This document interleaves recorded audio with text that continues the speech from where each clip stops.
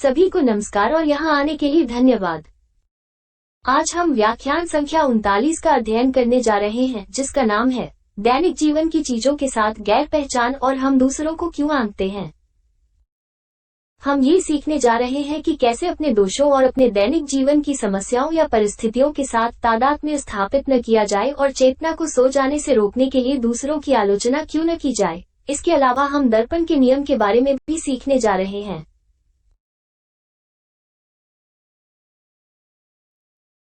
लेकिन पहले हमें ये जानना होगा कि किसी चीज के साथ अपनी पहचान बनाने का क्या मतलब है।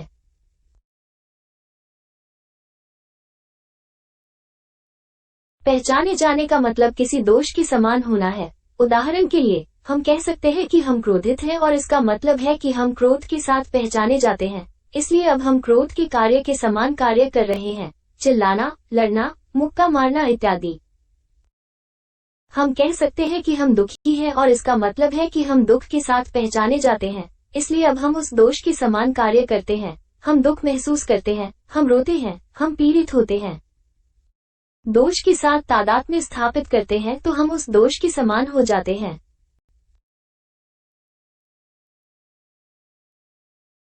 लेकिन ध्यान दें कि मैं समान होने की बात कह रहा हूं और ऐसा इसलिए है क्योंकि वो दोष वो नहीं है जो हम वास्तव में हैं।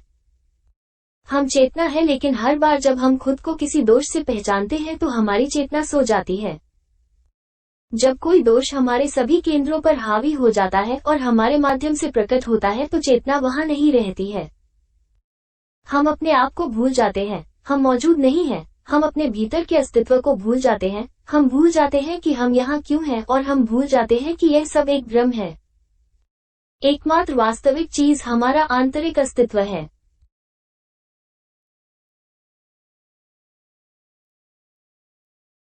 हमें ये जानने की जरूरत है कि जीवन एक फिल्म की तरह है जिसमें कई दृश्य या क्षण हैं। खुशी, दुख, दर्द, सभी प्रकार के सुखद क्षण और सभी प्रकार के दर्दनाक क्षण, और महत्वपूर्ण बात यह है कि इनमें से प्रत्येक से ज्ञान को हटा दे वे क्षण, चाहे वे अच्छे हों या बुरे। ऐसा करने के लिए हमें उन दृश्यों में भाग लेने वाले या प्रकट होने वाले अभिनेताओं का निरीक्षण करने की आवश्यकता है। वे अभिनेता हमारे मनोवैज्ञानिक दोष हैं। यदि हम अपने जीवन के प्रत्येक क्षण में उपस्थित रहें और ध्यान केंद्रित करें, स्वयं का अवलोकन करें, तो हम उन दोषों का निरीक्षण करने में सक्षम होंगे जो हमें पहचान दिलाना चाहते हैं और हमारे माध्यम से प्रकट होना चाहते हैं, और वहीं पर हमारी चेतना कार्य कर रही है। उदाहरण के लिए, एक बुरा क्षण लड़ाई है। आइए कल्पना करें कि हमारा अपने साथी के साथ झगड़ा हो गया है।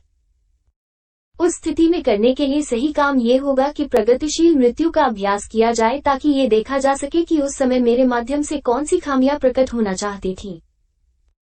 क्रोध, घमंड, चिल्लाना, बहस करना, मारना, बुरे शब्द, घृणा, शायद अपराधबोध, उदासी, शर्म, बदला आदि। यदि आपने उनके साथ तादात्म्य स्थापित कर लिया तो आपने उन्हें समाप्त करने का अवसर उसी क्षण खो दिया। लेकिन अब आप उस दृश्य को सामने लाने के लिए चिंतनशील ध्यान कर सकते हैं और उस क्षण अभिनय करने वाले अभिनेताओं या दोषों का निरीक्षण कर सकते हैं ताकि उन्हें समझ सके और उन्हें खत्म कर सके। यदि आप उन्हें अपने मनोविज्ञान से हटा दें तो वो दृश्य दोबारा नहीं दोहराया जाएगा, क्योंकि उसे अभिनय करने के लिए अभिनेता ही नहीं होंगे। हम खुशी के क्षणों से ज्ञान निकाल सकते हैं। एक पार्टी का दृश्य याद रखें जहां आप बहुत मजा कर रहे थे। उस क्षण आपकी पहचान किन दोषों से हुई?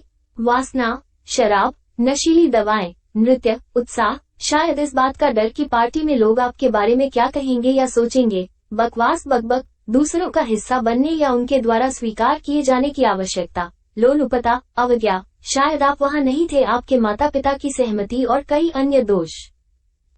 हमारे जीवन में सभी दृश्य हमारे मनोविज्ञान में मौजूद अभिनेताओं के कारण दिए गए हैं और वे लगातार दोहराए जाते हैं क्योंकि हमने अभिनेताओं को खत्म नहीं किया है।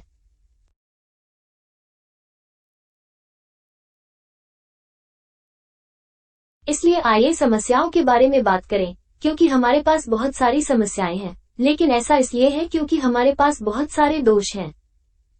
समस्याएं तब प्रकट होती हैं जब हम पहचाने जाते हैं और दोषों को हमारे दिमाग में आने देते हैं। हमारा दिमाग हमारी समस्याओं को बढ़ा चढ़ाकर पेश करता है, उन्हें बड़ा बना देता है। सबसे पहले, सभी सोच और भावनाओं के साथ विशेष रूप से डर के साथ, हम उन्हें अपनी ऊर्जा से पोषित कर रहे हैं, इसलिए वे जबरदस्त रूप से बढ़ते हैं। अगर हम चाहते हैं कि समस्याएं खत्म हो जाए और हम सोचना शुरू कर दें, यह विश्वास करते हुए कि हम इसका समाधान ढूंढ लेंगे, तो सच्चाई ये है कि यह और भी बदतर हो जाएगी। सबसे पहले हमें समस्या के कारण को खत्म करना होगा। जैसे ही हम समस्या के कारण को खत्म कर देंगे, समस्या अपने आप खत्म हो जाएगी, बिल्कुल वैसे ही जादू की तरह। और हमारी सभी समस्याओं का कारण क्या है? हमारे मनोवैज्ञानिक दोष। याद रखें, जो अंदर है वही बाहर है। हमें समस्याओं को अंदर ही हल करना होगा ताकि उन्हें बाहर भी हल किया जा सके। जब हम किसी निश्चित स्थिति का सामना कर रहे होते हैं तो हमारी खामियां उन चीजों को सामने लाने लगती हैं जो घटित ही नहीं हुई हैं, और हम उन स्थितियों से डरने लगते हैं जो वास्तविक नहीं हैं। उदाहरण के लिए, शायद मेरे पास इस महीने किराया देने के लिए पैसे नहीं हैं और मेरी कमियां मेरे दिमाग पर हावी हो जाती हैं और अनुमान लगाना शुरू कर देती हैं कि अगर मैं भुगतान नहीं करूंगा तो क्या होगा, कि मेरा मकान मालिक मुझे बाहर ले जा रहा है। अब मैं कहाँ रहूंगा? मैं सड़कों पर समाप्त होने जा रहा हूँ। मैं क्या खाने जा रहा हूँ? बेचारा मैं। मेरे बच्चों के साथ क्या होने वाला है? और जैसे जैसे मैं इसके बारे में सोचता रहूंगा, ये और भी बदतर होता जाएगा।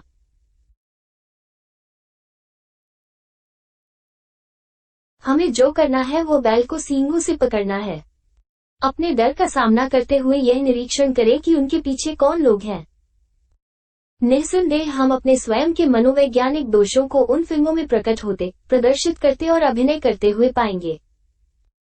वे सभी लोग जिन्हें हम उन अनुमानों और यांत्रिक कल्पनाओं में देखते हैं जो अन्य लोगों द्वारा हमारे दिमाग में प्रस्तुत किए जाते हैं, वे हमारे मनोविज्ञान, हमारे अपने अहंकार या वहां काम करने वाले दोषों का हिस्सा हैं।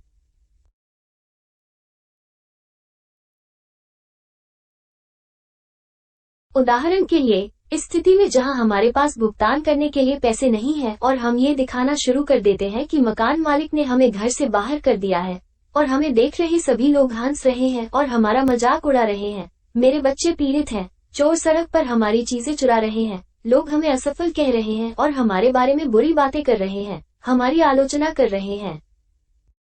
ये सभी हमारे अपने मनोविज्ञान, हमारे अपने अहंकार, हमारे अपने दोषों की अभिव्यक्ति हैं जो भय के कारण निष्कासित हमारी ऊर्जा से पोषित होते हैं। हम में अधीरता और लालची जमींदार दोष, दूसरों का मजाक उड़ाने वाले दोष, चोर, पीड़ित होने वाले, आलोचना करने वाले आदि दोष हैं। लेकिन जादू इस तरह से काम करता है, यदि हम उन सभी विचारों, प्रकट होने वाले सभी दोषों को मारना शुरू कर दें, जैसे ही हम अंदर की समस्या को हल करते हैं, बाहर भी हल हो जाती है। इससे कोई फर्क नहीं पड़ता कि हम किस समस्या के बारे में बात कर रहे हैं या हम इसे कितना बड़ा और कठिन मानते हैं। तो प्रयास करें और मनोवैज्ञानिक मृत्यु की शक्ति का एहसास करें।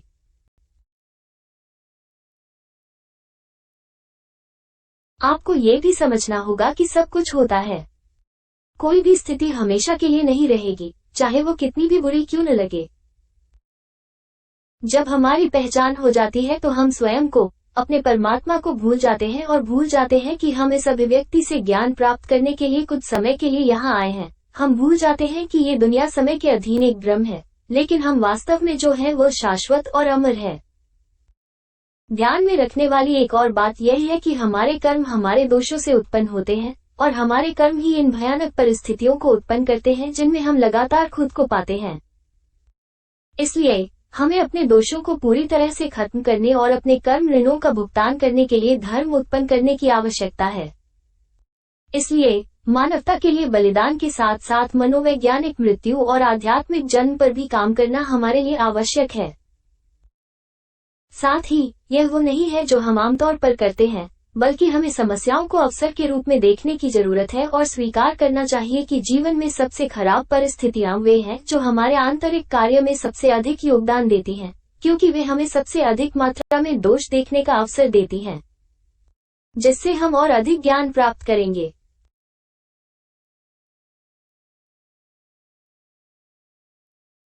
ध्यान में रखने वाली एक और बात यह है कि जब हम पहचाने जाते हैं तो हम प्रकट होने वाले दोष का निरीक्षण नहीं कर पाते हैं, क्योंकि उस समय दोष पूरी मशीन का प्रबंधन कर रहा होता है और दोष खुद का निरीक्षण, मूल्यांकन या उन्मूलन नहीं कर पाता है।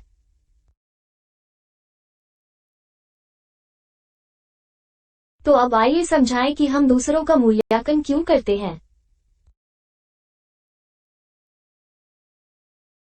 आइए ये कहकर शुरू करें कि ऐसा इसलिए होता है क्योंकि हम खुद को नहीं जानते हैं, इसलिए हमारे आसपास के लोग हमारे लिए एक दर्पण के रूप में काम करते हैं। जो बात हमें किसी के बारे में परेशान करती है वो वही है जो हमने अपने मनोविज्ञान में छिपा रखी है, लेकिन हम इसे पहचान नहीं पाते। हम स्वीकार नहीं करते कि यह हमारे पास है, और आत्मनिरीक्षण के अभाव में हम ये भी नहीं जानते कि यह हमारे पास है। बात यह है कि हम इसे दूसरों में देखना पसंद नहीं करते। जिन चीजों की हम दूसरों में सबसे अधिक आलोचना और घृणा करते हैं वही चीजें हैं जिन पर हमें अपने भीतर सबसे अधिक काम करने की आवश्यकता है। और जैसे जैसे हम आत्म अवलोकन की भावना विकसित करने में आगे बढ़ेंगे हमें इसका एहसास होने लगेगा। ये दर्पण का नियम है, हम खुद को दूसरों पर प्रोजेक्ट करते हैं। ये दोषों की एक बहुत अच्छी रणनीति है। वे दूसरों के प्रति आलोचना और निर्णय के पीछे छिपते हैं, जबकि हमें अच्छे लोगों का एहसास कराते हैं। हमें महसूस कराते हैं कि हम दूसरों की तरह नहीं हैं, कि हम बेहतर हैं, और यह निर्णयात्मक स्थिति इसका प्रमाण है। यदि आप जानना चाहते हैं कि आपको किस दोष पर तुरंत काम करने की आवश्यकता है, तो देखिए कि आपको कौन सा दोष पसंद नहीं है और आप दूसरों के किस दोष की सबसे अधिक आलोचना करते हैं। अगर हम खुद पर काम करना चाहते हैं तो ये कानून हमारी मदद कर सकता है। जो कुछ भी हम दूसरों के बारे में पसंद नहीं करते और उसकी आलोचना करते हैं वो हमारे भीतर भी काम कर रहा है। ध्यान में रखने योग्य एक और महत्वपूर्ण बात यह है कि हमें ये पहचानने की आवश्यकता है कि हम स्वयं को दोष के किस ध्रुव में पाते हैं, क्योंकि हम दोष के उसी ध्रुव में या विपरीत ध्रुव में हो सकते हैं। उदाहरण के लिए, सभी दोषों की तरह अल्कोहल दोष में भी दो ध्रुव होते हैं, सक्रिय और निष्क्रिय। सक्रिय शराबी है और निष्क्रिय शराबी है, इसलिए परहेज करने वाले को शराबी की आलोचना करते हुए देखना बहुत आम है और इसके विपरीत। इसके अलावा हम शराबी के समान ही सक्रिय हो सकते हैं, लेकिन हम अपनी शराब की खपत को उचित ठहराते हैं और दूसरे शराब पीने वाले की निंदा करते हैं। आलोचना के परिणाम हैं। हम स्वयं का आत्मनिरीक्षण नहीं कर सकते क्योंकि हम अपने अवलोकन को दूसरों की ओर, बाहरी की ओर निर्देशित कर रहे हैं। आत्म आलोचनात्मक निर्णय सोता है, इसलिए अब हम स्वयं का मूल्यांकन या आलोचना नहीं कर सकते। हमें दूसरों के स्थान पर रखा जा रहा है। मेरा मतलब है कि उन्हीं स्थितियों या परिस्थितियों में हम उनका दृष्टिकोण देख सकते हैं। हम जो निर्णय करते हैं वो निंदा है, क्योंकि हम स्थिति की वास्तविकता या सच्चाई नहीं जानते हैं।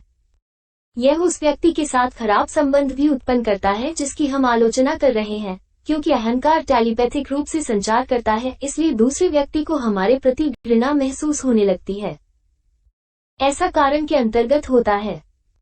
और अंतिम लेकिन महत्वपूर्ण बात ये भी कर्म उत्पन्न करती है। आलोचना एक क्रिया है और याद रखिए कि क्रियाएं कर्म उत्पन्न करती हैं। इन दो त्रुटियों से लड़ने के लाभ। हमारी अंतरात्मा को नींद नहीं आने वाली। हम आत्मनिरीक्षण और जागरूकता की उस स्थिति को बनाए रखेंगे ताकि चेतना प्रकट होती रहे। हम क्रिटिकल जजमेंट को पुनः प्राप्त करेंगे। हम स्वयं को वैसे ही देखने में सक्षम होंगे जैसे हम वास्तव में हैं, बजाय यह मानने के कि हम अच्छे हैं या परिस्थितियों के शिकार हैं।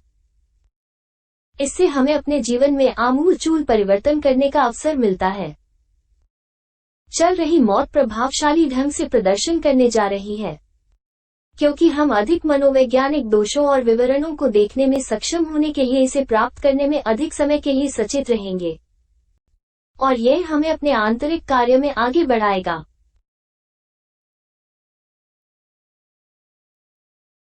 याद रखें कि कुंजी है हमेशा अवलोकन को आंतरिक दुनिया की ओर निर्देशित करना, ये पहचानना कि कौन से दोष प्रकट होना चाहते हैं, वे किस ध्रुव में हैं, खोजे करना और जो समझा जा रहा है उसे खत्म करना। अपनी दिव्य माँ से उस दोष को दूर करने की प्रार्थना करना जिसे हमने पहले इस वाक्यांश के साथ खोजा और समझा है। दिव्य माँ, इस मैं को मेरे अंदर से खत्म कर दे। इस आंतरिक कार्य में आगे बढ़ने के लिए पहचान में न पड़ने और दूसरों को आंकना बंद करने के लिए संघर्ष शुरू करना महत्वपूर्ण और मौलिक है। खैर, यह आज का सम्मेलन है। यहाँ आने के लिए आपका बहुत बहुत धन्यवाद। यदि आपका कोई प्रश्न है तो आप इसे टिप्पणियों में छोड़ सकते हैं और हम वहां उत्तर देंगे। अगले सम्मेलन में मिलते हैं जहां हम चेतना की क्रांति के तीसरे कारक के बारे में सब कुछ सीखेंगे। मानवता के लिए बलिदान, यह क्या है, इसके लाभ, इसकी आवश्यकताएं और विभिन्न तरीकों से हम दूसरों के लिए बलिदान कर सकते हैं। आपसे अगली बार मिलेंगे।